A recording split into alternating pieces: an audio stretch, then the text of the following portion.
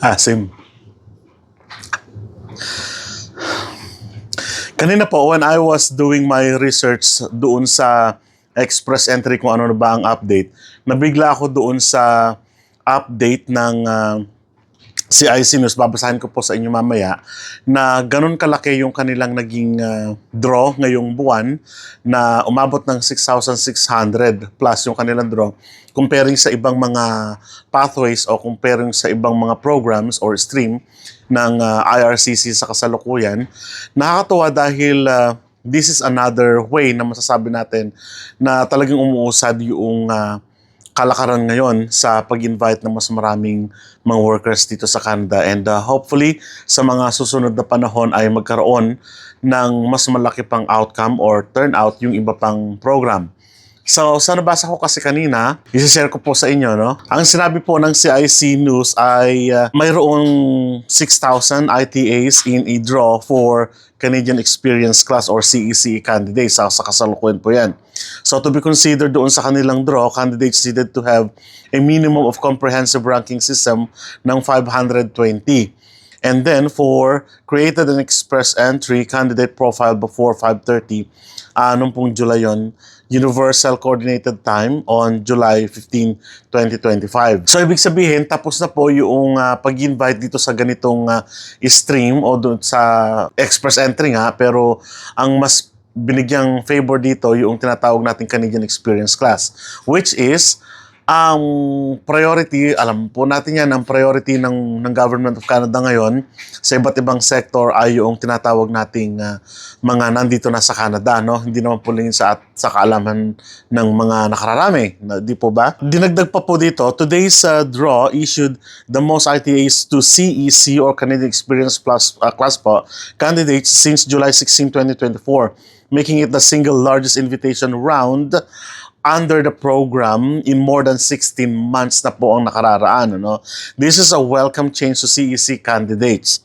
So breaking the previous gridlock of CRC cut-off score of 533 hanggang 534, which has held for the last 5 draws before this one. So kung makikita natin from 500, yung kanilang draw, naging 6,000 in total, yung kanilang summation na draw buong ano lang po yun, December lang po yun, na na-draw nila nung July pa, nung summer pa ito. So, makikita nyo na mayroong dinadagdag buwan-buwan. Kung titignan nyo po yung data nila, makikita nyo po, isa-send ko na lang po sa link, makikita nyo na nagdadagdag sila every month at may fluctuation, may pagbaba, yes, pero hindi po nangahulugan na ito ay pagbaba na tuloy-tuloy bagkos doon sa summation po ng na-draw ng IRCC sa kasalukuyan ay medyo mas mataas yung tinanggap. So, nangahulugan po ngayon na yung program ng Government of Canada na siyempre, ang priority pa rin ay maging permanent resident yung mga taong ito o yung mga nag-apply na ito, but it doesn't mean na hindi na sila, sabi nga natin, hindi na sila tatanggap sa mga susunod na panahon with other programs or with other streams. So, dagdag lang po natin, today's draw is the 2nd of December and follows the largest PNP draw of the year on December 8th, a huge French language proficiency draw on November 28 and Canadian Experience Class draw on November 26. So, December, kung titignan natin, sabi natin 16 months, yung pa-5,500 ngayon mas nadagdag ba. Thus, for IRCC has issued 105,599 ITAs or invitation to apply through the express entry system or stream in 2025.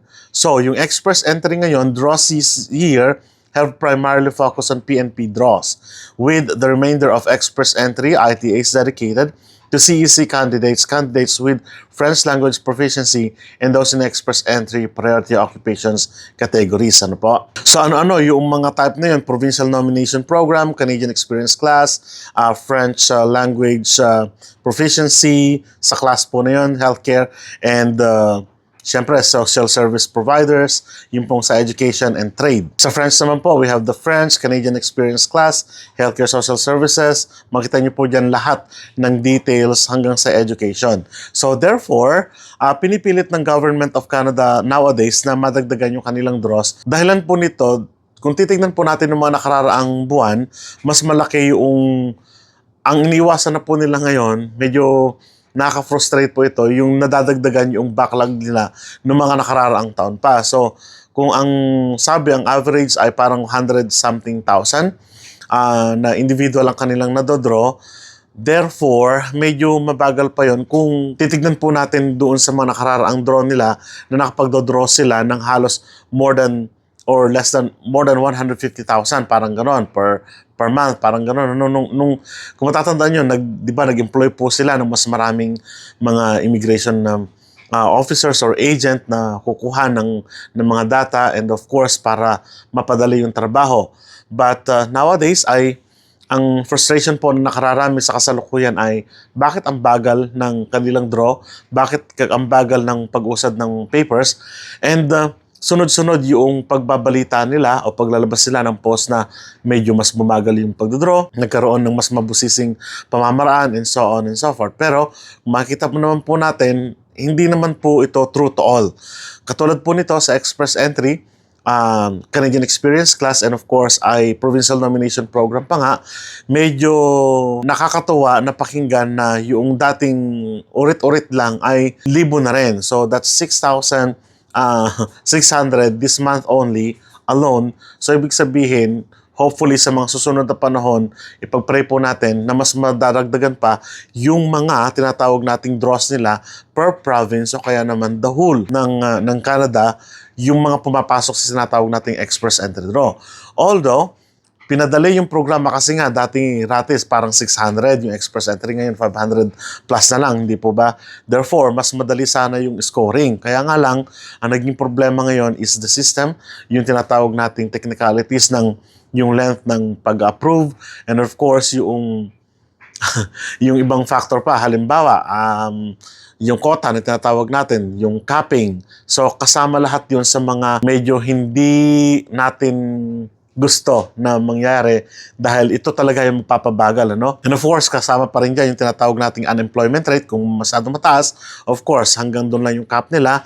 And of course, yung tinatawag nating sa provincial sector naman, ang sinasabi nila dito kapag na-meet na yung parang 25,000, may cap pa yon kung saan dadalhin yung mga cap na yon, medyo talagang babagal pa ng husto yung pag-invite at pag-approve ng mga papers. So, asahan po natin hopefully na sa mga susunod na panahon, susunod na buwan, ang tinitingnan po na kasi natin ngayon is the draw.